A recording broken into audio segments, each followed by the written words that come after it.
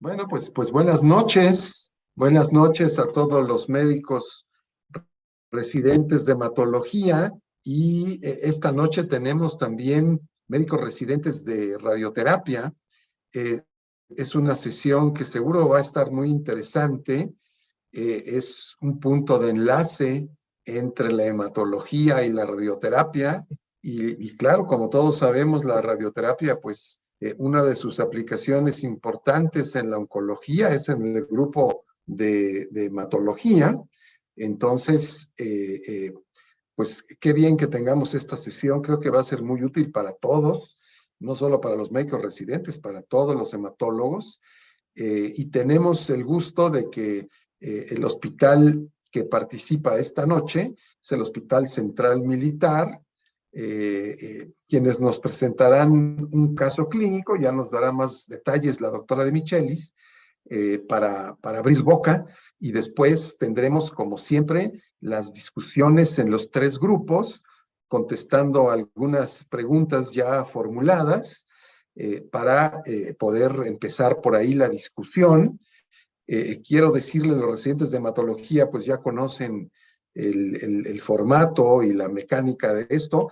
Los residentes de radioterapia también, si quieren intervenir o hacer algún comentario, pues no tienen más que solicitarlo, y bueno, ya iremos dándole la palabra a cada uno en orden, pues para que todos puedan participar y todos puedan ser escuchados. Y como decíamos hace un momento con la doctora de Michelis, pues es el momento de las dudas que tenían y que no se habían atrevido a preguntarlas, pues háganlo ahora, porque es un buen momento para despejar cualquier duda que tengan en el campo de la radioterapia aplicada a la hematología.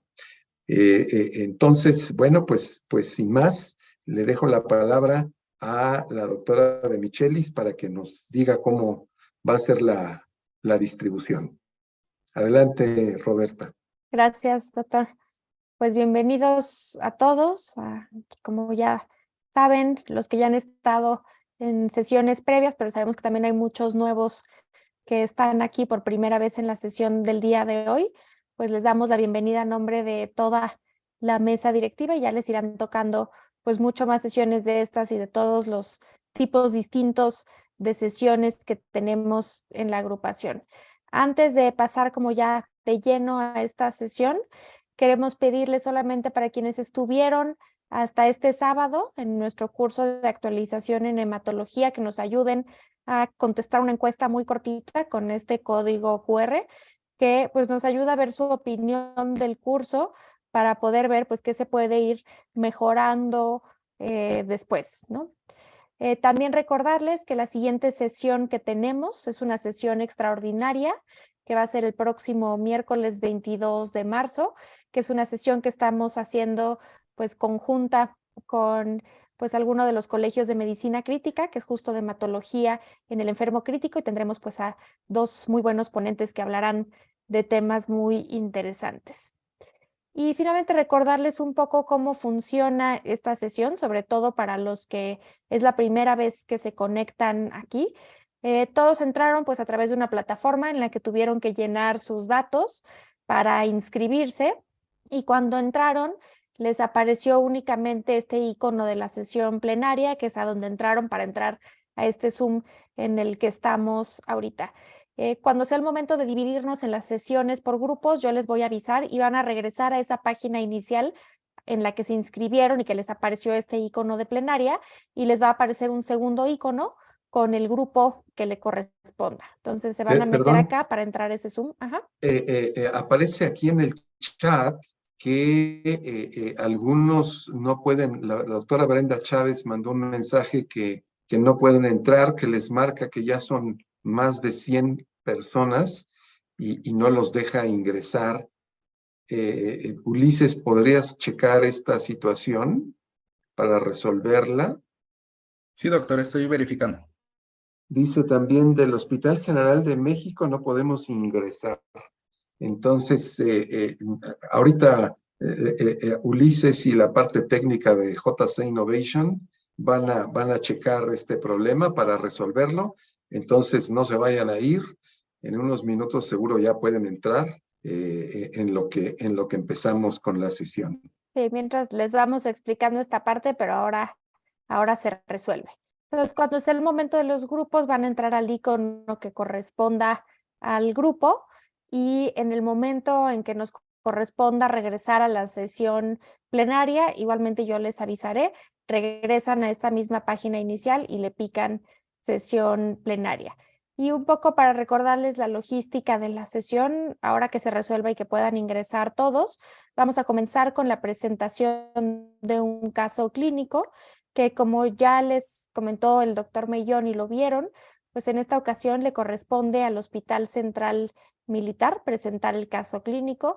Tenemos aquí acompañándonos también a la doctora Carolina García, que es la profesora del curso. El caso lo va a presentar el doctor Juan Francisco Martínez Arriaga, que es residente de segundo año, y nos acompaña también aquí pues tanto para las sesiones de grupos como para la discusión más adelante, el doctor José Ruiz, hematólogo también del Hospital Central Militar de Sedena. Después de la presentación del caso, nos vamos entonces a dividir en estos 3 grupos para discutir distintos aspectos y después vamos a regresar a la sesión plenaria y cada uno de los grupos nos va a dar pues algunas de sus conclusiones más importantes de los temas que estuvieron discutiendo en su grupo pequeño y después tendremos la discusión general. Y en los 3 grupos vamos a tener en cada uno a un pues experto en el tema que nos va a estar apoyando para resolver las dudas. En el primer grupo va a estar la doctora Cristian Flores, que es radiooncóloga del Instituto Nacional de Nutrición. En el segundo grupo, la doctora Yael Cázares, que es radiooncóloga del Centro Médico Nacional Siglo XXI. Y finalmente en el tercer grupo, el doctor Ulises Mejía, radiooncólogo del Hospital Central Militar. Y él también nos va a estar apoyando en la parte de la revisión del tema después de la discusión por grupos. Y al final daremos pues unos minutos más para poder resolver todas las dudas finales que se tengan. Y como ya les comentó el doctor Mellón, pues todas las preguntas que quieran hacer, siéntanse con la libertad de hacerlas, levantar la mano para poderlas hacer hablando o escribirlas en el chat si se sienten más cómodo, pero la idea es que sea pues una sesión para ustedes en las que puedan pues preguntar libremente, dar su opinión y que sirva también pues para conocerse entre todos y en este momento también tener interacción pues con nuestros colegas radiooncólogos. Entonces dejo yo ahorita de compartir. Muy bien. Buenas noches, mi nombre es Juan Francisco Martínez Arriaga, residente de segundo año de hematología del Hospital Central Militar. Y hoy me corresponde exponer el caso de un paciente, un hombre de la cuarta década de la vida, originario y residente del Estado de México de 32 años. Él es oficial de sanidad como militar en el activo por parte de la Secretaría de la Defensa Nacional. Dentro de sus antecedentes heredofamiliares, pues el paciente sí cursa con muchísima carga genética para diferentes tipos de neoplasias, con diferentes familiares de segundo grado, primo materno fallecido por una leucemia aguda no especificada, asimismo como una prima también de la línea materna con una neoplasia gástrica no especificada y una prima materna también fallecida por una neoplasia primaria del sistema nervioso central no especificada. Si nos damos cuenta, tiene mucha carga genética para diferentes tipos de neoplasia y sus 3 familiares de segunda línea han fallecido a una corta edad. De antecedentes personales no patológicos, pues no hay ninguno relevante real para el padecimiento actual, salvo que es COMBE clase 3 por contacto directo con un compañero laboral diagnosticado con tuberculosis pulmonar. Y de ahí para allá no hay ningún factor de riesgo asociado para su padecimiento actual. De antecedentes personales patológicos, como bien lo mencioné, fue COMBE clase 3, donde en el año 2015 se diagnostica con tuberculosis pulmonar, habiendo recibido tratamiento antifímico por 12 meses, con una resolución completa del cuadro infeccioso sin secuelas pulmonares asociadas. Durante aquel evento infeccioso se descartaron patologías por inmunodeficiencia secundaria, sobre todo VIH, que fue pues descartado. Y estos dos eventos quirúrgicos están asociados al padecimiento actual, que fue una cranectomía y una facovitrectomía lateral asociados al padecimiento actual, que voy a desarrollar durante el padecimiento y la evolución del paciente. El cuadro clínico data de septiembre del 2018, cuando el paciente refiere que más o menos en esta fecha inició con episodios espontáneos de pérdida del equilibrio y una sensación de cinetosis esporádica que se exacerbaba cuando se desplazaba por vehículos, y refiere una percepción sensorial auditiva alterada refiere el paciente que escuchaba una lentitud y un procesamiento lento de la información que recibía al momento de entrevistar a diferentes pacientes. Fue en octubre del 2018 cuando, al estar realizando sus actividades laborales, presenta una parálisis motora completa de la extremidad superior derecha. Menciona que duró aproximadamente 2 a 3 minutos, con una recuperación espontánea de la movilidad. Después de ese evento, el paciente aparentemente se mantuvo sin alteraciones, y fue hasta un mes después, en noviembre de 2018, cuando el paciente, durante realizar sus actividades laborales, presenta una crisis convulsiva tónica de aproximadamente 3 minutos. Ese fue el dato clínico más relevante en el cual el paciente requirió o buscó atención médica a mayor profundidad por todos los signos y síntomas neurológicos que estaba presentando en aquel entonces. Entonces, en ese momento acudió a una valoración médica, y por el interrogatorio y la exploración física que se hizo en el año 2018, se integró un síndrome de motoneurona superior, porque refiere el paciente que tenía espasticidad de la extremidad superior derecha y un síndrome epiléptico en estudio. Entonces, inicialmente fue valorada por el Servicio de Medicina Interna, donde por los antecedentes y hallazgos en la exploración física decidieron realizarle una resonancia magnética nuclear, prácticamente al ingreso de su hospitalización por los antecedentes referidos, donde aquí podemos observar en las imágenes en T2, que son las 3 primeras imágenes, una lesión de intensidad mixta en el lóbulo parietotemporal izquierdo. Se ven aquí estas 3 lesiones que están marcadas por las flechas en el corte axial, y en la intensidad o en las imágenes en T2 se ve un reforzamiento con el medio de contraste, que fue el gadolinio, de esa lesión, y vemos como la lesión está presente pues muy cerca de la corteza cerebral, lo que explica pues las crisis convulsivas que presentó y los síntomas el síndrome de motoneurona superior. Asimismo, durante el abordaje, ante la alta sospecha de una neoplasia primaria del sistema nervioso central, se decidió hacer una toma de biopsia para documentar y determinar el tipo de estirpe celular de la masa tumoral en estudio, donde fue sometida a una cranectomía, y los neurocirujanos decidieron reseccionar el 90% aproximadamente de la masa tumoral, y este fue enviado pues al servicio de patología para un diagnóstico citomorfológico. Durante esta intervención neuroquirúrgica, el paciente presentó una infección del sitio quirúrgico que no tuvo mayor secuelas, que se resolvió con segundas intervenciones, con lavados quirúrgicos y antibioterapia. Fue en diciembre del mismo año donde se realizó una tomografía por emisión de positrones para pues iniciar la estadificación ante esa masa tumoral, en donde no se vio ninguna captación anómala en ninguna zona corporal aldeaña a la masa que se había evidenciado por la resonancia magnética.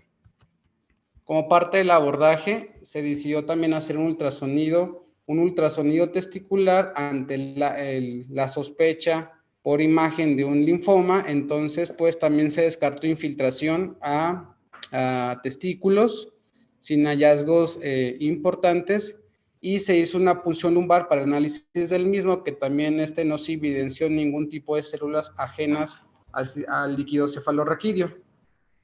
Y en ese mismo abordaje decidieron hacer una biopsia de médula ósea, donde tampoco se documentó células ajenas a la médula ósea, se documentó como una médula ósea totalmente normal para la edad del paciente, con una diferenciación de todas las líneas celulares y sin ninguna célula ajena a la médula ósea como tal. Fue hasta entonces que en ese mismo mes se dio el reporte por el Servicio de Anatomía Patológica, donde aquí les presento 3 imágenes, 3 cortes a gran aumento, donde vemos un infiltrado de células linfoides en un campo amplio. Pues sí es abundante el infiltrado, se ve muy homogéneo la distribución de las células, y en un acercamiento a mayor intensidad vemos como la masa tumoral está altamente vascularizada, vemos linfocitos de características de tamaños de grandes a medianos, un citoplasma muy escaso, y vemos una apreciación más directa, podremos ver cómo hay en mitosis aberrantes, como aquí donde estoy señalando el apuntador, y la gran vascularización que tiene. Entonces, ante estos hallazgos morfológicos, decidieron hacer inmunistoquímica para poder determinar la estirpe celular, donde aquí vemos los marcadores, aquí vemos el BSL6 y el BSL2 intensamente positivos. Vemos cómo el citoplasma de las células neoplásicas están captando totalmente este marcador inmunohistoquímico, junto con el CD20, que también vemos una intensidad mucho menor que el BSL2 comparándolo, pero vemos una captación positivo en las células neoplásicas. Asimismo, el KI67, que aquí vemos una captación muy elevada, todo el núcleo de las células neoplásicas altamente positivo, donde se cataloga como un KI67 del 90%. Entonces vemos una neoplasia linfoide, BSL6 positivo, 2, CD20 positivo y un alto índice de replicación celular con un KI67 del 90%. Donde en ese momento se da el diagnóstico citomorfológico de un linfoma difuso de linfocitos B grandes primario del sistema nervioso central, por habiendo excluido presencia de enfermedad fuera del sistema nervioso central. Entonces fue en ese mismo mes que hacemos el diagnóstico, se cataloga como un riesgo bajo por el modelo YELS, que este paciente solamente, la única alteración que tenía en estos criterios era la elevación de la deshidrogenasa láctica, y pues hacemos toda la serología para iniciar el tratamiento con quimioinmunoterapia, y entonces resultando negativos con una función renal preservada, y pues se decide iniciar en un esquema a base de Matrix, el esquema por 5 ciclos con inducción de la remisión, incluyendo el metotrexate, citarabina y rituximab. El paciente recibió 3 ciclos completos con mielosupresión grado 4, referido por sus antecedentes, y tomamos una resonancia magnética intertratamiento, donde vemos cómo aquí está pues el sitio quirúrgico donde intervinieron los neurocirujanos, y vemos como no hay reforzamiento por el medio de contraste. Entonces se decide completar 5 ciclos del mismo esquema, se vuelve a tomar otra resonancia y vemos como una respuesta, pues no hay captación del gadolinio entonces valoramos que entramos en una remisión completa. Entonces se decidió complementarlo con un PET-CT para pues determinar de nuevo alguna otra captación de algún otro sitio corporal, y pues se reporta nuevamente negativa. Y decidimos consolidarlo con un radioterapia externa con aolocráneo de 50 grays, que se dividió en 25 secciones. Estas sesiones recibió de mayo a junio del 2019. Se toma de nuevo una resonancia y otro PET, y no hay actividad metabólica fuera del sistema nervioso central, y de nuevo no hay captación de gadolinio ni alteraciones por resonancia magnética. Entonces, en ese momento integramos la primera remisión completa en julio del 2019 con la quimioinmunoterapia, con el esquema Matrix y asimismo con la radioterapia externa holocraniana. Y se decidió empezar a dar mantenimiento con altas dosis de metrotexate porque el paciente, por su condición física y diferentes factores, era candidato para consolidarlo con un trasplante autólogo de células progenitoras hematopoyéticas, que después de haber pasado por los diferentes valoraciones para determinar los criterios de elegibilidad, se logra el trasplante autólogo en febrero del 2020, siendo acondicionado con el esquema BEAC. Entonces el paciente tuvo una buena respuesta al trasplante. Sin embargo, durante ese mismo año, aproximadamente en septiembre del 2020, el paciente empieza con disminución de la agudeza visual y dolor ocular bilateral. Se refiere de nuevo a oftalmología para una valoración vitreoretiniana, y los oftalmólogos en ese momento determinan una opacidad vítrea difusa en ambos ojos y alteraciones retinianas en la pigmentación, por lo que ellos deciden hacer una vitrectomía para poder determinar y mandarlo a estudio histopatológico y determinar si había algún tipo de recaída por el antecedente del linfoma primario del sistema nervioso central. Se documenta nuevamente una recaída aislada vitreoretiniana. De nuevo se restadifica el paciente donde no hay actividad en sistema propiamente en parénquima cerebral y fuera del sistema nervioso central, y se documenta, como les comento, una recaída aislada vitreoretiniana. Entonces, en conjunto con hematología y oftalmología, se decide dar tratamiento a base de metrotexate intravítreo en ambos ojos con esteroides, y por las complicaciones pues inherentes al metrotexate y al esteroide, se decide hacer una facoemulsificación con una implantación bilateral de sus dos cristalinos, y se documenta pues la remisión de la recaída aislada en ambos globos oculares, y pues entramos el paciente en una remisión pues completa, tanto en el parénquima cerebral como en ambos globos oculares después de la quimioterapia local intravítrea. El paciente posterior al trasplante pues continuó en vigilancia, su seguimiento clínico por el servicio de trasplantes.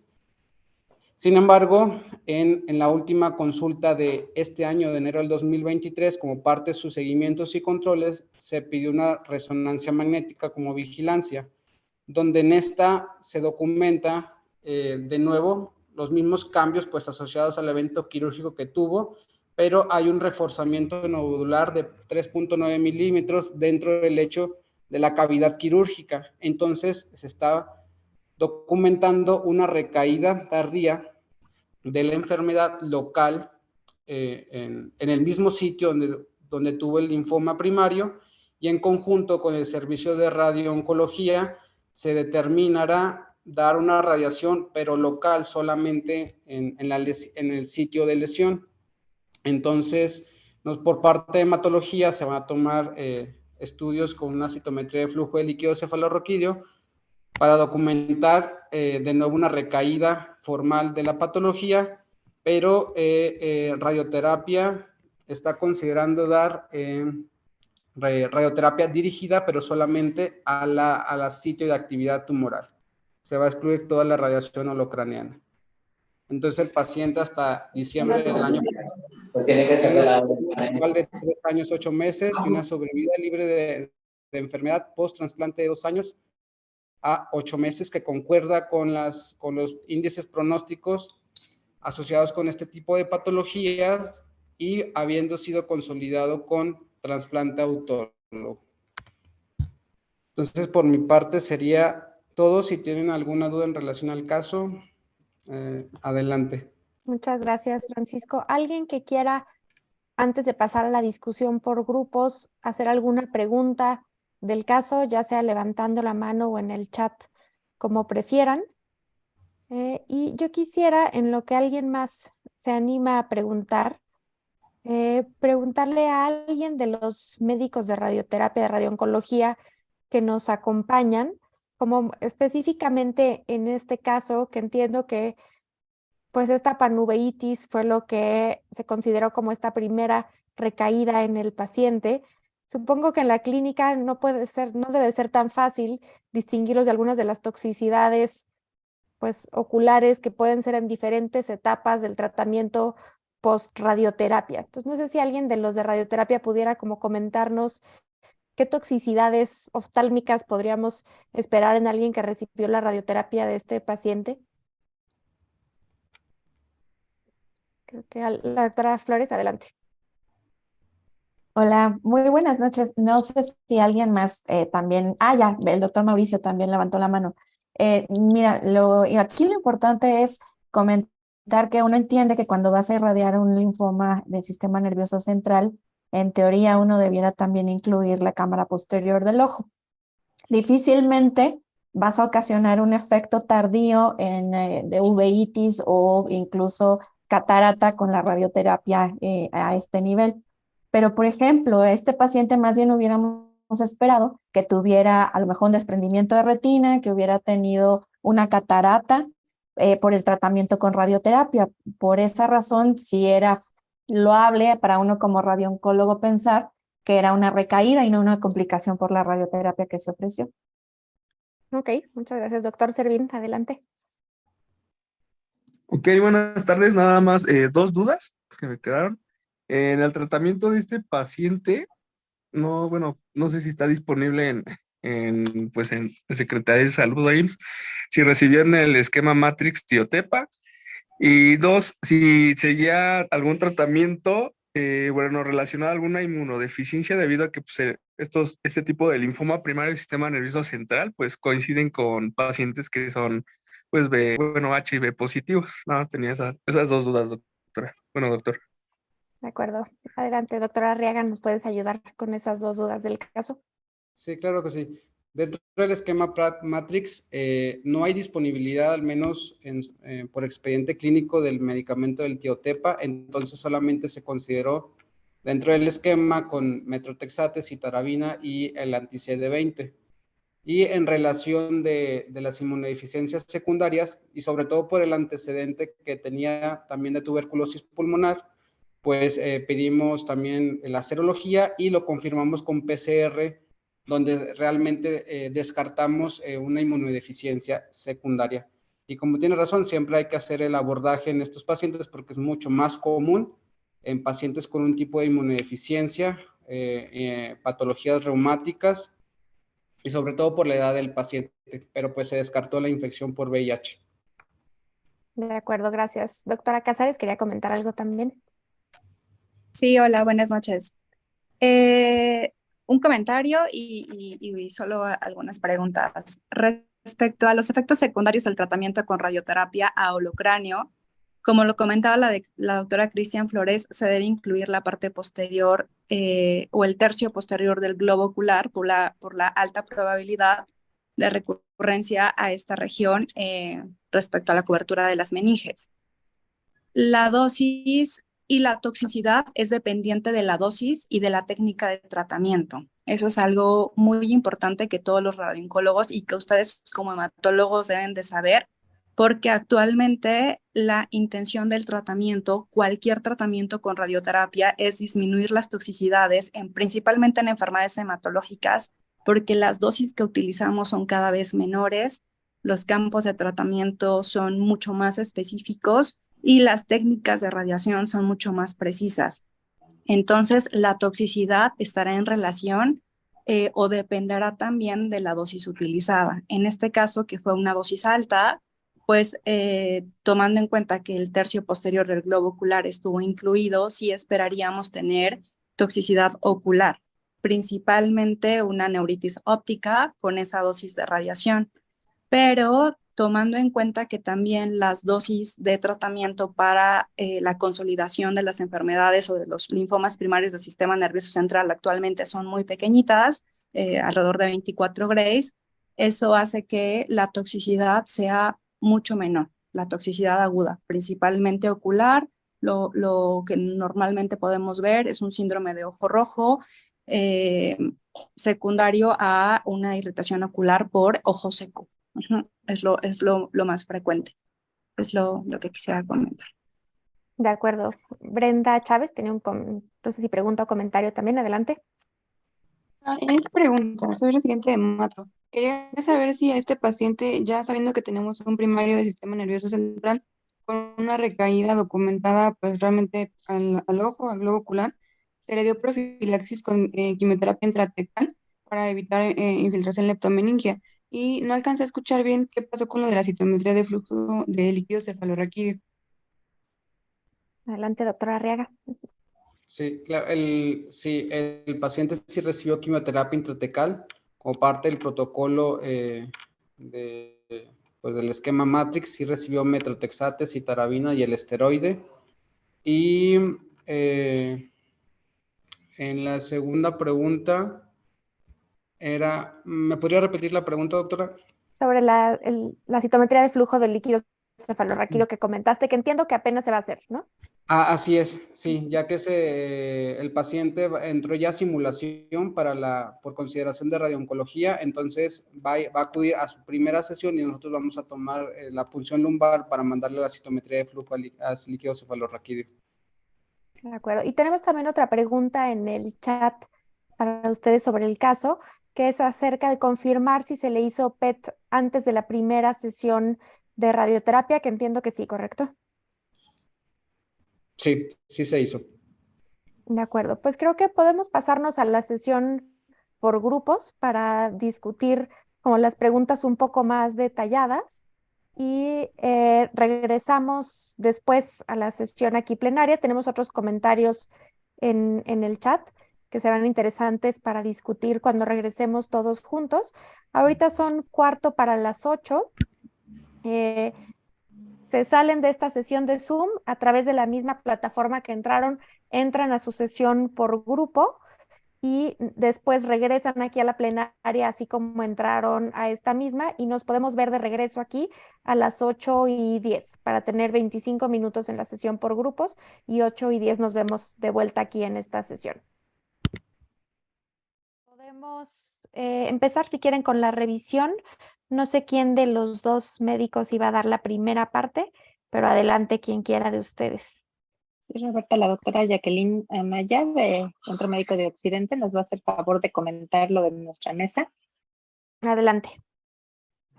Hola, buenas noches. Nosotros platicábamos en el grupo 3 sobre la toxicidad hematológica en cuanto a la radioterapia y hablamos sobre 3 puntos importantes. El primer punto fueron los factores de riesgo para desarrollar toxicidad hematológica y pues ya quedamos de acuerdo en que pues dependía mucho de las dosis de radiación que se utilizaran. Generalmente arriba de 30 grays aumenta la toxicidad hematológica. También hablamos de los sitios que recibieran la radioterapia en cuanto a tumores o radioterapia que se recibiera a nivel de pelvis, tenía mucho mayor posibilidad de toxicidad. Y pues también hablamos sobre la cantidad de sesiones. Además, también otro factor importante fue que tuvieran un tratamiento concomitante con quimioterapéuticos que también fueran miotóxicos. Eso también fue otro factor. Y nos platicaba también el doctor Ulises Mejía sobre que pacientes que tuvieran enfermedades de la colágena también tenían mucho más factor de riesgo para desarrollar toxicidad hematológica. Posteriormente ya platicamos sobre el comportamiento clínico de esta toxicidad, que pues podía afectar a las 3 líneas celulares hematológicas, sobre todo a la línea leucocitaria y con mayor énfasis en los linfocitos, ya que eran mucho más sensibles a la radiación. Y pues también se podría presentar de mismo modo trombocitopenia y también anemia, que eran menos comunes que la afectación a los leucocitos. Pues en cuanto a eso, igual desarrollar el paciente mayor riesgo de infecciones. Y pues también hablamos sobre cómo podíamos disminuir esa toxicidad hematológica. En cuanto a prevención, pues tomar en cuenta los factores de riesgo que ya mencionamos para desarrollar la toxicidad. Y además nos mencionaban los doctores Ulises y la doctora Adriana sobre la tendencia que tiene la radioterapia ahora de pues ser mucho menos tóxica con intensidades moduladas en cuanto a la dosis de radiación, y pues también las nuevas técnicas para fusión de imágenes y disminuir el sitio donde se daba la radiación, que estas eran las nuevas tendencias para disminuir la toxicidad. Y pues en cuanto a ya el manejo de las cuestiones agudas, pues era el manejo de las citopenias. Por ejemplo, en la neutropenia, manejo con estimulantes de colonias de granulocitos, el soporte transfusional en caso de que el paciente lo requiriera, y pues también la prevención de infecciones asociadas a, por ejemplo, a la neutropenia. También platicábamos sobre los efectos a largo plazo, sobre el riesgo de neoplasias secundarias en cuanto a la toxicidad hematológica, y pues mencionaba la doctora Adriana que era un riesgo relativamente bajo. Y pues eso fue lo más interesante de nuestra sesión.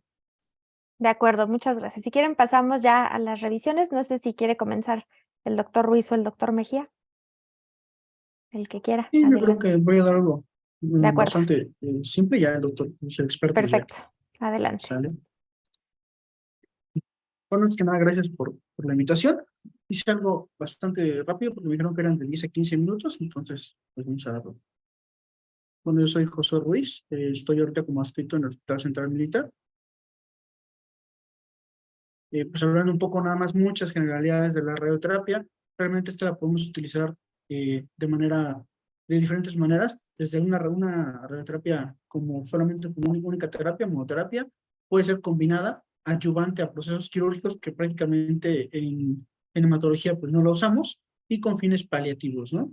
Me voy a enfocar mucho, bueno, prácticamente su totalidad a linfoma, y a los linfomas que creo que pueden cobrar un poquito más de protagonismo a la hora de usar radioterapia y que no están tan abordados. Vamos a ver que las indicaciones, al menos en linfoma, va a ser para pacientes que tengan linfomas indolentes, estadios clínicos 1, o que sean 2, pero que tengan actividad de manera contigua. Inclusive, estos pueden no recibir quimioterapia. Hablemos de los de bajo grado, foliculares, incluso puede ser algunos más de bajo grado y marginales, ¿no? Los primeros testiculares, prácticamente todo el linfoma que esté en alguna zona santuario debe recibir el beneficio de la radioterapia, y ahorita vamos a ver por qué. Los TNK nasales, que eso no voy a hablarle, pero también sabemos que se benefician. Las masas múltiples, sin duda alguna. Pacientes que estén en paliativa con masas localizadas, sobre todo como beneficios en cuanto a paliación del dolor. En recaídas y refractarios previos a trasplante y como condicionamiento de trasplante, y pues el caso clínico que nos toca, ¿no? Pacientes con afectación o con involucro, ya sea primario o secundario al sistema nervioso central, se van a beneficiar de este apoyo. Empecemos, como le dije, voy a abordar nada más como 2 o 3 temitas para que no sea tan borroso. Bueno, vamos al beneficio de dar, por ejemplo, en pacientes que tienen afectación testicular. Este fue un estudio que se realizó solamente en pacientes con primarios testiculares, y el beneficio que recibió o que se documentó con la radioterapia pues fue bastante evidente. Vemos que prácticamente después de dar el hecho de dar quimioterapia, después de dar la radioterapia versus no darla, la recaída, por eso de recaída a lo largo de 25 meses, pues fue menor al 10% versus prácticamente el 40%. Entonces es muy evidente el beneficio que es dar radioterapia en este grupo de pacientes que tienen afectación en una zona santuario, precisamente por lo difícil que es penetrar con nuestras quimioterapias a esas zonas. En pacientes con linfomas foliculares o linfomas zonas marginales, la evidencia también nos ha visto entre dar radioterapia o no dar radioterapia. En pacientes principalmente de estadios clínicos 1, manejarlos solamente como radioterapia es hoy en día una opción bastante plausible, mostrando mejorías o sobrevidas a largo plazo en relación a la enfermedad. ¿Qué quiero decir? Solamente manejando con radioterapia en pacientes, podemos mantener, por ejemplo, en pacientes foliculares que solamente tengan una actividad muy localizada, mantener unas sobrevidas bastante altas. Cabe declarar que el hecho de presentar una recaída posterior o una progresión de estos linfomas que hoy en día se consideran incurables, pues es bastante posible, pero el hecho de dar una radioterapia inicial sin tocar quimioterapia, sin inducir más mutaciones en este grupo de pacientes, pues nos da un beneficio de una mayor sobrevida a largo plazo. En pacientes con linfomas primarios del sistema nervioso central, realmente hasta hace unos años el pronóstico era realmente malo. Si vemos en este grupo de pacientes, es una revisión que se hace a lo largo de los años, vemos que realmente la sobrevida a 5 años, para estos años, para el 87, por ejemplo, era del 7%. En el 92 eran 28% a 2 años, y es como de las cortes que más tenían. Y aún en 2005, el usarlo como monoterapia, a 5 años era solamente del 18%. Digo ahorita adrede por nuestro paciente que tiene 3 años de sobrevida y 2 años de sobrevida libre de enfermedad. Cuando compararon en un estudio retrospectivo cómo les iba dando radioterapia, por así decirlo, un poco más moderna, porque podemos comparar los años de cómo la fueron dando y cómo fue evolucionando, vemos que sí, el hecho de dar monoterapia con radioterapia sí hay una mejoría significativa a lo largo de los años, en años más recientes, la sobrevida aumenta. Sin embargo, pues seguimos estando por debajo del 50% y estamos hablando solamente de 48 meses. O sea, la mediana la alcanzamos prácticamente a los 2 años, se media la población tratada solamente con monoterapia. Y es ahí donde vemos el cambio. Primero, el cambio que vemos en pacientes que reciben quimioterapia versus aquellos que no reciben quimioterapia.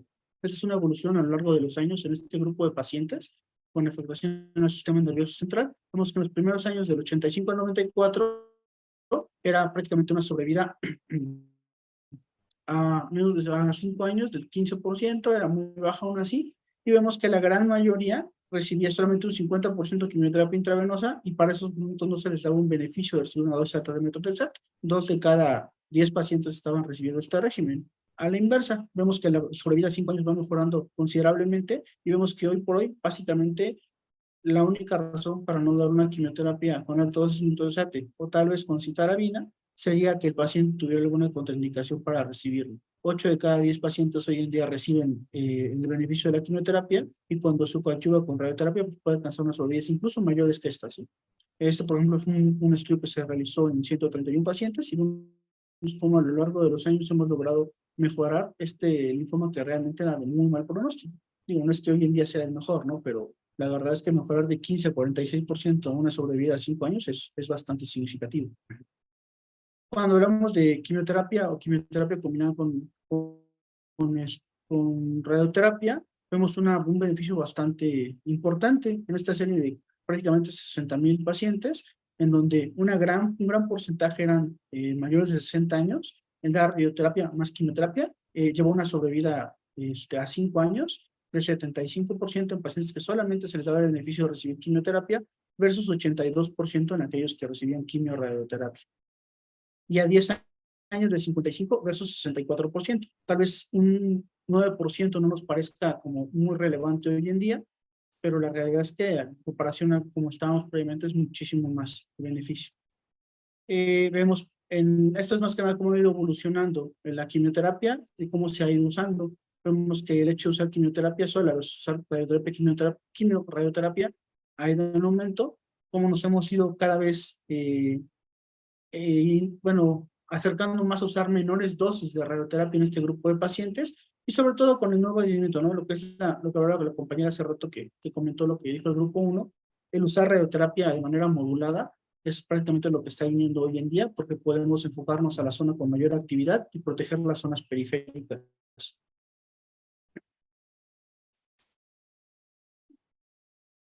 Voy a hablarles un poco de la toxicidad, me enfoqué más en la toxicidad a largo plazo.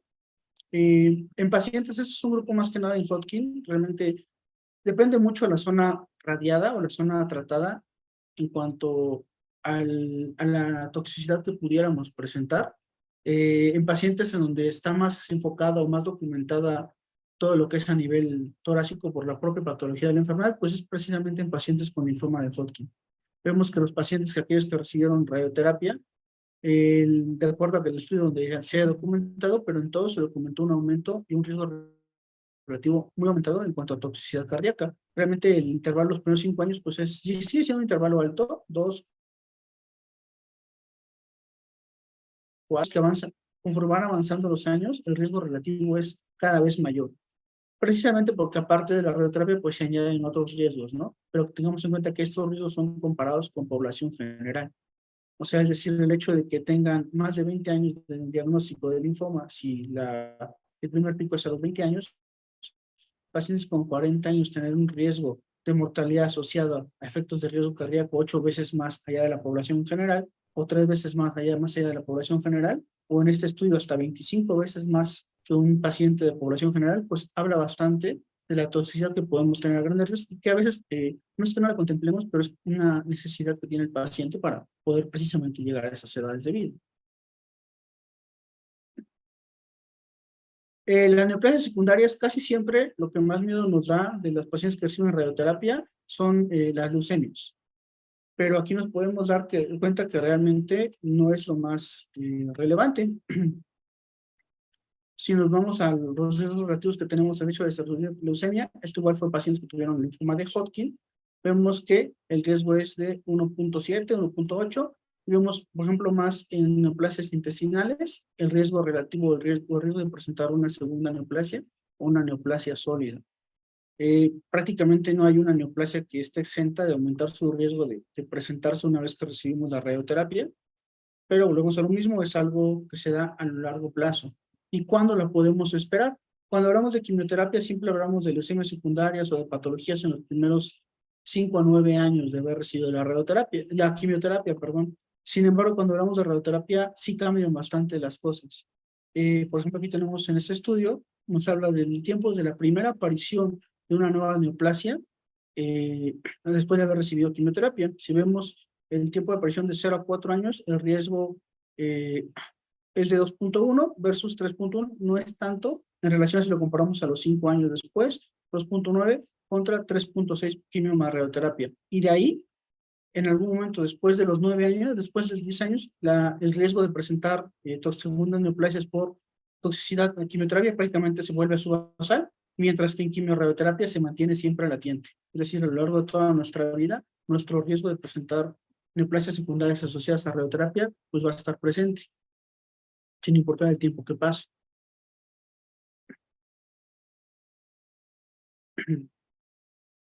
En toxicidad del sistema nervioso central, en estudios que se han realizado en pacientes con monoterapia, con radioterapia, principalmente, como ya dije, hoy en día ya no es tan relevante o tan importante como lo era antes, pero lo que más nos preocuparía a nivel hematológico quizás sería la neutropenia, ¿no? Y la neutropenia en este grupo muy pequeño de pacientes realmente fue prácticamente no significativo. La anemia fue la mayor. Tengamos en cuenta que también es en mayor medida aquellas células que mayormente se reproducen en el cuerpo son las que más van a sufrir a lo largo de recibir radioterapia o quimioterapia, y pues evidentemente las células que más se producen en la sangre van a ser los linfocitos, eritrocitos, estamos hablando de miles de millones comparado con miles. Y trombocitopenia también no estuvo tan significativamente. Las toxicidades realmente asociadas al sistema nervioso central en cuestión de en grado agudo y en grado crónico o presentados en pacientes en cuanto a lo hematológico realmente no son tan significativas porque está solamente localizada esa región. Entonces no podríamos esperar muchas toxicidades a ese nivel. Otras toxicidades que sí son importantes quizás comentar en nuestro grupo de pacientes que son, digamos, de edad jóvenes, es la infertilidad. Pacientes aquellos que recibieron por lo menos 6 Grays pueden tener una azoospermia permanente hasta en un 60%. Mujeres con solo 4 Grays pueden tener una infertilidad femenina hasta en un 30%. Y el hipotiroidismo en pacientes que recibieron radioterapia en esa región, prácticamente 6 de cada 10 pacientes pueden quedar con hipotiroidismo secundario. Hablando un poquito de el esquema que dieron el tratamiento, yo no tuve la oportunidad de ser de los que dio el esquema en ese momento a ese paciente, pero pues vamos, tiene algunos fundamentos. Por ejemplo, en este paciente, es un estudio que ya es un poco viejo, vemos que realmente usaron un esquema Matrix, usaron metotrexate, el ARA-C, hicieron un cultivo, dieron ahí, después de la cosecha, el beneficio de bendamucina y de tiotepa. Posteriormente valoraron respuesta y consolidaron con radioterapia. En este grupo de pacientes, prácticamente después de la radioterapia, después de dar solamente un esquema, yo creo que al menos en el caso que vimos ahorita, sí el dar 5 esquemas de Matrix sí estuvo un poco pesado. Este grupo de pacientes solamente recibieron 1 y una vez que dieron la consolidación con radioterapia locraniana, la respuesta y la respuesta completa fue en 21 de 23 pacientes. Y porque 2 se rehusaron a continuar con el protocolo. Realmente el 100% de pacientes después de una dosis Matrix completa con radioterapia lo alcanzó y posteriormente los pacientes fueron sometidos a trasplante de médula ósea. y vemos que las respuestas fueron bastante amplias. O sea, a 5 años el riesgo de recaída fue prácticamente del 30%, es decir, 7 de cada 10 pacientes, 70% después de someterlos a trasplante, después de un matriz de radioterapia, se encontraban vivos, lo cual nos da unas sobrevidas bastante importantes. Y a 5 años, al final fueron 87 versus 69% de sobrevida. Yo creo que en base a este estudio que está en el 2006 es donde se decide en este paciente dar el tratamiento completo, tal y cual se maneja en un protocolo muy similar.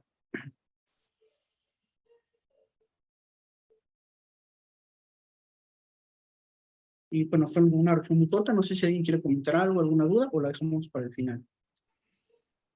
Creo que las podemos ir juntando para el final porque ya tenemos una pregunta aquí en el chat, pero podemos ver la siguiente revisión y ya después discutimos entre todos. Muy bien, déjenme dejo de compartir. Gracias. Ahora no encuentro a mí.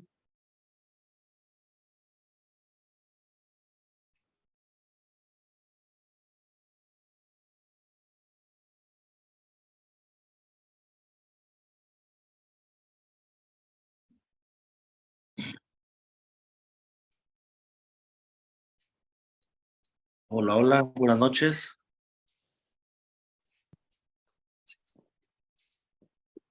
Hola, doctor. Muchas gracias. Adelante. Sí, bueno, pues nos dieron la pequeña encomienda de platicar de manera resumida en relación a lo que hacemos nosotros, al arte de la radioterapia. Y bueno, trato de en pocos minutos, aquí está, el poder platicarles, ¿no? Como ya se ha comentado pues a lo largo de la charla y en los distintos módulos, la evolución o el manejo con radioterapia, desde los inicios, por ejemplo, en las entidades hematológicas, pues era como lo único que teníamos, ¿verdad?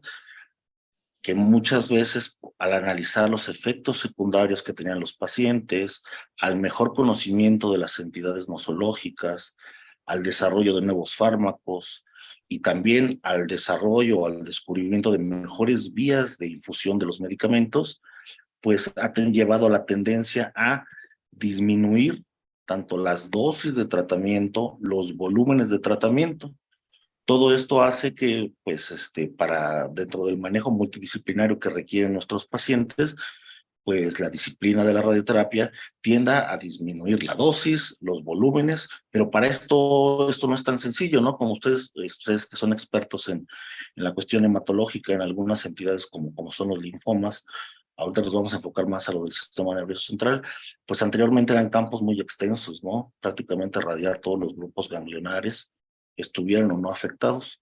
Con la evolución de los estudios diagnósticos, de la evaluación o de la integración de todo el protocolo de estudio, pues podemos establecer o podemos disminuir los volúmenes de tratamiento, hacer una técnica de radioterapia de campo involucrado, una radioterapia de algún segmento o incluso nodal de algún grupo ganglionar en específico.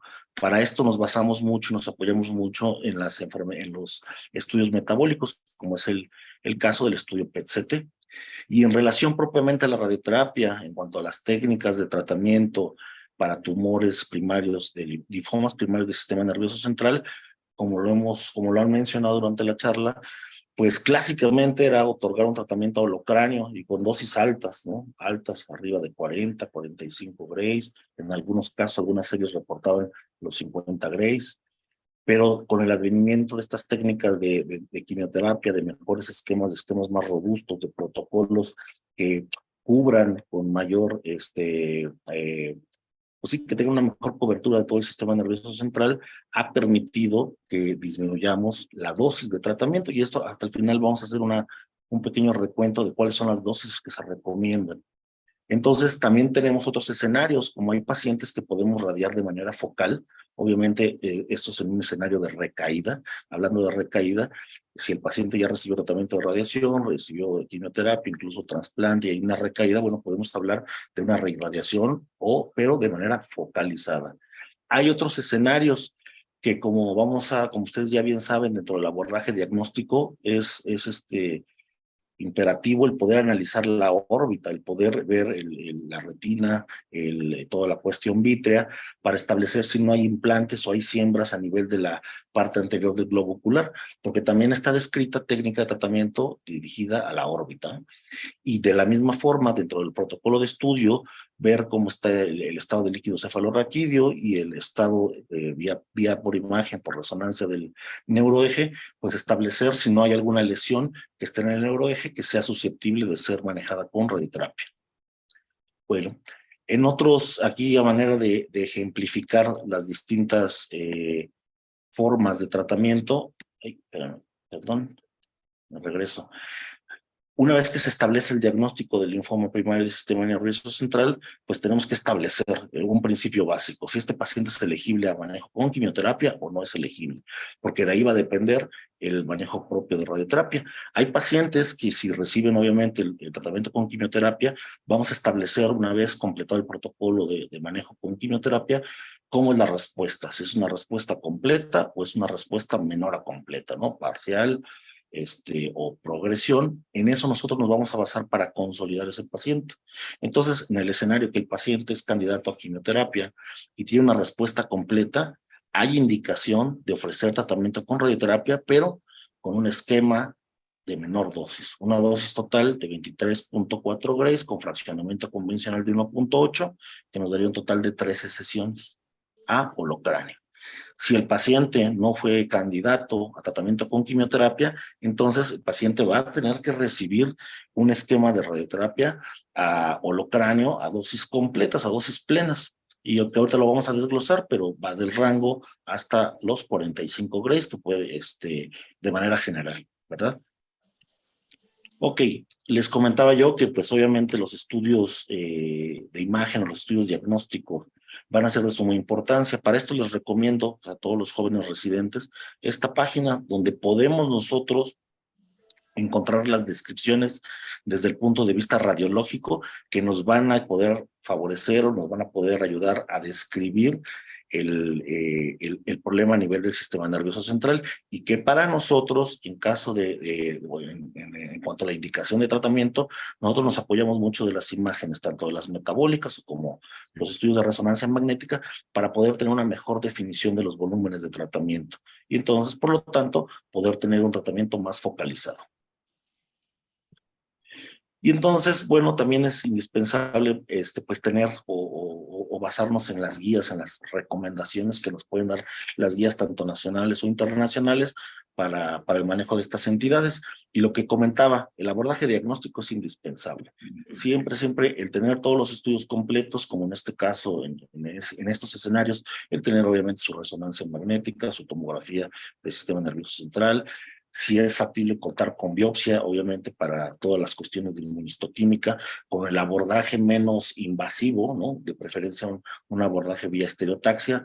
¿Para qué? Para poder tener una muestra de ese tejido y poder saber de qué terapia es blanco, de qué inmunoterapia se puede beneficiar nuestro paciente. El estudio del líquido cefalorraquídeo va a ser indispensable y, como había comentado, pues obviamente la resonancia magnética del neuroeje.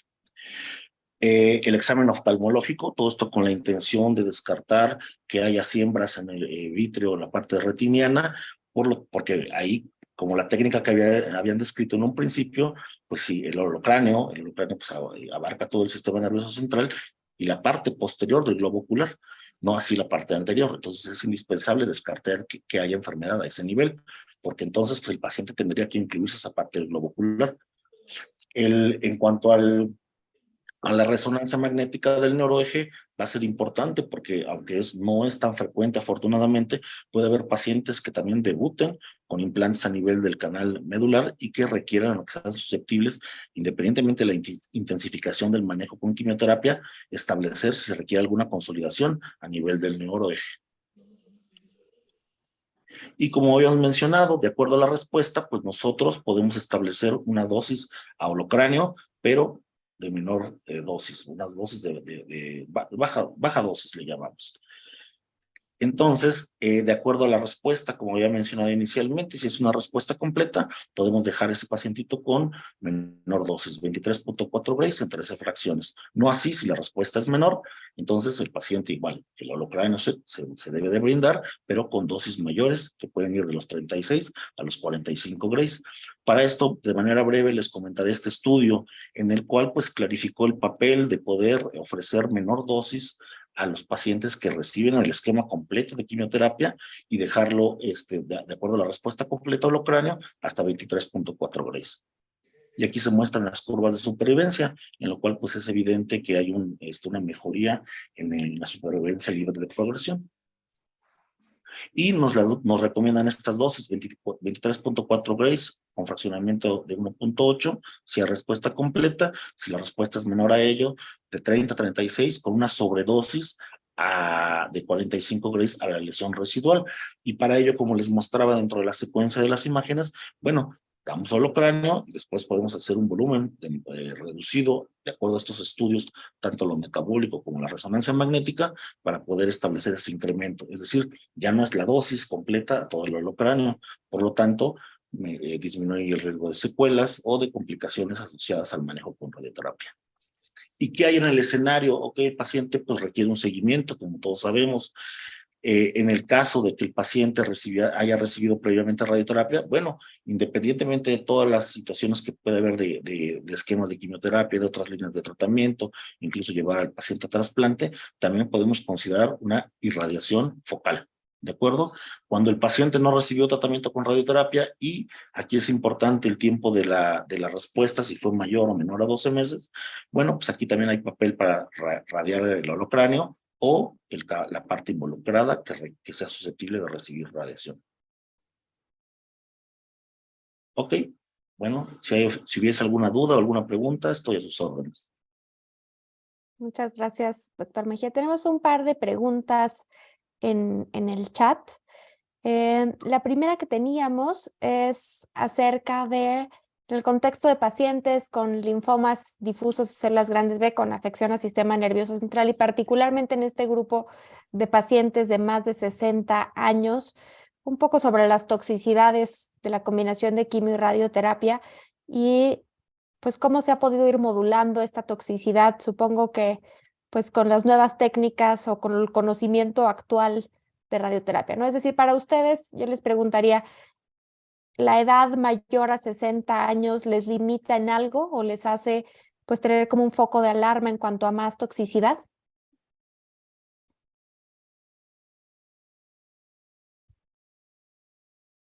Bueno, si bien ya está descrito que este grupo arriba de 60 años puede ser más susceptible a la toxicidad a nivel del sistema nervioso central, no es algo que limite el manejo. Yo creo que aquí es basarnos más a la respuesta que tuvo a los programas de quimioterapia inicial y nosotros ajustar la dosis. ¿Cómo? Si brindamos menos dosis, por lo tanto, independientemente de la edad del paciente, pues la toxicidad se va a presentar en una menor cantidad, ¿no? Y el hacer otro concepto que manejaba, es decir, si vamos a ajustar la dosis, una dosis holocráneo de 30 a 36 grays, y después contamos con los estudios de imagen adecuados para poder hacer una disminución del volumen de tratamiento, también pues es algo que va a permitir pues tener menor toxicidad. De acuerdo. Yael, adelante. Sí, de hecho, los pacientes que tienen por arriba de 60 años son considerados un grupo especial para el manejo de un linfoma primario del sistema nervioso central. Estos pacientes mayores de 60 años, también otro grupo especial son aquellos que tienen una expectativa de vida corta y que hay que evaluar también su estado funcional. Entonces, concuerdo con el doctor Ulises en que si los pacientes tienen respuesta completa a tratamiento sistémico, este grupo de pacientes puede quedar en vigilancia para evitar la neurotoxicidad. Este grupo de pacientes en específico con respuesta completa a quimioterapia. Sin embargo, si fuera un paciente que no alcanzó una respuesta completa, entonces sí que se puede ajustar dosis de radiación. Ante respuesta completa nada más, como ya lo comentaron, la dosis es bajita, de 23.4 grays en un fraccionamiento convencional, que es ante una consolidación lo que se utiliza. De acuerdo, y tenemos un par, bueno, creo que el doctor Arriaga quería comentar algo, adelante. Sí, doctora. Dentro de la revisión que hice, mencionaba que una de las condiciones de mayor morbilidad en nuestros pacientes que reciben radioterapia holocraniana, sobre todo en pacientes jóvenes, son los cambios neurocognitivos, no sé, alteraciones de la función ejecutiva superior y demás. Y dentro de las revisiones mencionaban que algunos pacientes se han beneficiado con inhibidores de colinesterasa, como el donepezilo, o psicoestimulantes como el metilfenidato o algún otros tipos de fármacos que tienen indicación neuropsiquiátrica. Pero no sé si hayan tenido algún tipo de experiencia en cuanto a esas conorreas que presentan los pacientes y si han tenido algún tipo de respuesta.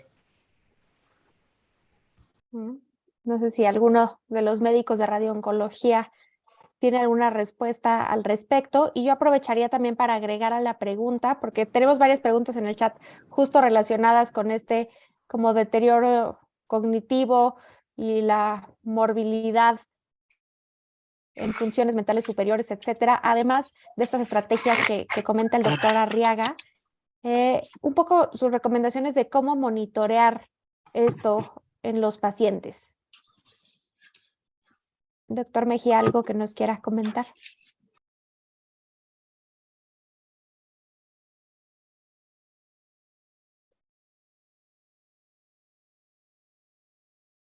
Aquí está. Lo comentábamos en el grupo que nos tocó trabajar. Yo creo que aquí la responsabilidad como grupo multidisciplinario es hablando de tanto de los programas exitosos como de las molestias, complicaciones o toxicidades que puedan desarrollar los pacientes, es una responsabilidad compartida, ¿no?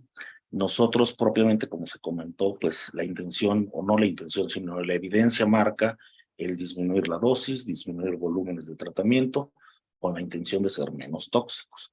Obviamente está descrito que si nosotros tuviéramos de una manera basal tests que ya están validados para obviamente poder evaluar la cuestión neurocognitiva y tenemos seguimiento de estos tests en los pacientes al finalizar el tratamiento a los 3, 6, como parte del protocolo de seguimiento, podemos entonces determinar exactamente pues esta relación que hay, ¿no? En cuanto a la cuestión neurocognitiva. También dentro del desarrollo de nuestra especialidad hay técnicas de tratamiento para poder disminuir la dosis a la región de los hipocampos, que aquí yo lo veo un poquito riesgoso por el comportamiento de la enfermedad de los linfomas del sistema nervioso central, el poder descubrir o no descubrir, sino disminuir la dosis de esta región hipocampal, que por lo tanto está asociada con la cuestión del aprendizaje o toda la cuestión neurocognitiva, y por lo tanto tener un menor impacto. En realidad, no sé si el resto de mis compañeros tuviese alguna experiencia en estos escenarios, considerando que disminuimos dosis, disminuimos volúmenes, todavía poder descartar esta cuestión de los hipocampos. Pero de esto también platicábamos en nuestro pequeño chat, que esto va a depender mucho de la técnica de tratamiento, y esto va a depender de la evolución tecnológica que cuente nuestro centro oncológico. Desafortunadamente, no todos los centros están disponibles técnicas, digamos, más avanzadas, o hay otro tipo de equipamientos que también podrían ofrecer este tratamiento, pero desafortunadamente no está disponible, ¿no? Entonces, es una de las limitantes, ¿no? Yo creo que aquí como radiooncólogo, pues el concepto es tener una mejor cobertura del volumen, ¿no? Si en este caso la extensión de la lesión está hacia la región hipocampal, pues difícilmente la vamos a subdosificar, ¿no? Entonces ahí es evaluar los riesgos y beneficios. Y en cuanto a las complicaciones, bueno, pues también obviamente los esquemas de intensificación en cuanto a quimioterapia, los distintos fármacos, pues también no son inocuos, ¿no? Para poder desarrollar estas complicaciones. De acuerdo. No sé si la doctora Cázares o la doctora Flores quieren agregar algo a esto. Doctora Flores, adelante. Sí, muchas gracias. Nada más me gustaría también agregar a lo que ya comentó el doctor Mejía, que por ahí preguntan algo de inhibidores de la colinesterasa o psicoestimulantes. Más bien lo que se ha ensayado es el empleo de memantina junto con la preservación de hipocampos, pero no en linfoma del sistema nervioso central. Se ha ensayado, por ejemplo, en pacientes que necesitan radioterapia sistema nervioso por cáncer pulmonar, metástasis cerebrales, etcétera, etcétera. Y se ha visto, son resultados controversiales, pero hay ensayos fase 3 en donde dice que sí mejora, sobre todo la memoria a largo plazo, pero hay otros en donde no se ha observado un beneficio. Por esa razón es que no se recomienda y entendemos todos que un paciente con enfermedad del sistema nervioso central de entrada tiene deterioro neurológico. Lo que estamos haciendo con la radioterapia es tratar ahorita de bajar las dosis, disminuir los volúmenes siempre que sea posible, e incluso hay uno que otro estudio que incluso emplean radiocirugía sin que esto sea un estándar, tal como lo dijo el doctor Mejía. De acuerdo, muchas gracias. Tenemos también una pregunta, antes de pasar a Gregorio que quiere preguntar algo, pero una pregunta en el chat acerca de contraindicaciones de radioterapia en sistema nervioso central. ¿Alguien de ustedes cuál podría considerar como una contraindicación para radiar sistema nervioso central? Adelante, Yael. Bueno, específicamente en el escenario de los linfomas, la contraindicación sería el estado funcional. Un estado funcional limítrofe, un paciente con un deterioro neurológico importante que no le permite, que no nos permite reproducir el tratamiento. En realidad, esa es la mayor contraindicación para poder realizar una consolidación o un tratamiento de radioterapia de rescate en linfomas. De acuerdo, tenemos una mano levantada, que es Gregorio, adelante. Sí, hola. Con respecto a la mejoría de la dosis a nivel de los hipocampos, gracias a la tecnología, actualmente tenemos la posibilidad de ir disminuyendo poco a poco. Como lo vieron en la presentación, fuimos desde la irradiación del cráneo total con dosis por arriba de los 45 a 50 grays. Actualmente ya los 45 grays se centran específicamente en el sitio donde se originó la lesión y las dosis bajas se mantienen en el resto del cerebro, considerando siempre que la radiobiología permite definir a los linfomas como altamente respondedores a la radioterapia. Esa es la ventaja que tienen. Todavía, en cuanto a las contraindicaciones, realmente no hay una contraindicación específica más que no tener la tecnología para poder dar el tratamiento, que sería la única contraindicación, me parece.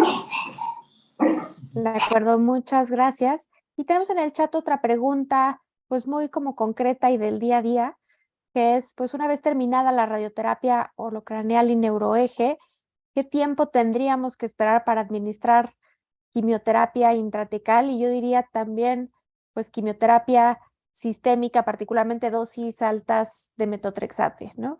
¿Alguien de ustedes que nos quiera hacer algún comentario al respecto? Yael, adelante. Sí, específicamente en esto, en el caso de que es quimioterapia con metotrexate a dosis altas, hay que recordar que el metotrexate se elimina tiene una eliminación bifásica y entonces el tiempo promedio de su eliminación es de 5 horas a 14 horas aproximadamente.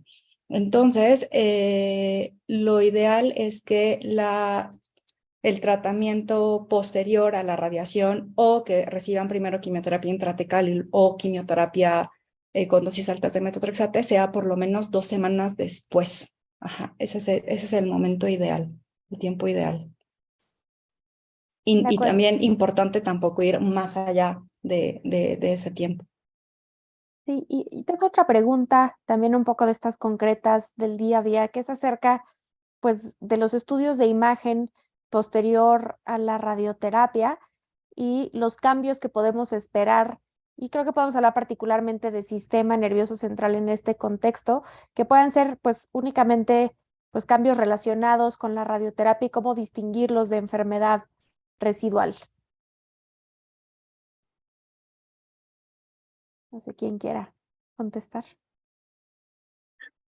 Yo, en ese sentido, la recomendación después de ofrecer un tratamiento con radioterapia a holocráneo, pues la recomendación va a ser repetir un estudio de imagen, como sería la resonancia magnética, de 6 a 8 semanas. De 6 a 8 semanas porque es, digamos, como que el parámetro o el intervalo de tiempo que nos va a poder favorecer o tener la respuesta máxima al programa de tratamiento. Algo importante que siempre recomendamos es que estos estudios, independientemente de hacer todas las secuencias que hacen los compañeros de resonancia magnética, es importante siempre comparar con el estudio basal, y algo que yo recomiendo es hacer espectroscopía, porque la espectroscopía nos va a indicar esos cambios o ante la duda no solo del volumen de tratamiento o el volumen de la lesión tumoral inicial y después el residual o probable residual posterior al tratamiento, poder evaluar en tiempo real mediante la espectroscopía si esa lesión está con metabolitos activos. Si ahí en alguna situación hubiese duda en cuanto a la imagen que nos da o los reportes que nos da la resonancia magnética, pues podemos echar mano de algunos estudios metabólicos para poder establecer pues la respuesta total del programa de tratamiento. De acuerdo, muchas gracias. Creo que el doctor Gregorio quiere agregar algo. Adelante. Sí, gracias. Afortunadamente la dosis que manejamos en el caso de los linfomas es una dosis relativamente baja. Entonces la condición a la que tendríamos que hacer diagnóstico diferencial probablemente sería la necrosis del sistema nervioso central, pensando en que hubiera en un momento determinado progresión de la enfermedad. Si clínicamente un paciente que recibió radioterapia con dosis por abajo de los 50 grays tiene datos de progresión, es progresión por enfermedad, no va a ser una consecuencia secundaria a la radio. Entonces debemos tener mucho cuidado en ese aspecto. La clínica es muy importante.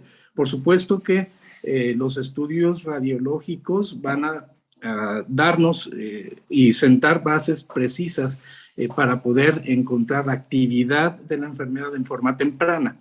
Pero si un paciente fue manejado previamente con las dosis convencionales al sistema nervioso central y regresa con manifestaciones neurológicas, debemos pensar primero que se trata de una recurrencia antes de otra cosa. De acuerdo. Pues creo que ya no tenemos más preguntas y ya pues nos pasamos bastante del tiempo. Quiero agradecerles pues a todos, tanto a todo el equipo de los médicos de Sedena, tanto residentes, hematólogos como radiooncología por su apoyo, y también pues a nuestras otras dos radiooncólogas que nos acompañaron en los grupos, y finalmente pues a todos los residentes y sus profesores por haberse conectado a la sesión. Muchas gracias a todos. Ya los dejamos descansar y nos vemos en las próximas sesiones. Muchas gracias. Bye, gracias. Gracias, hasta luego. Adiós.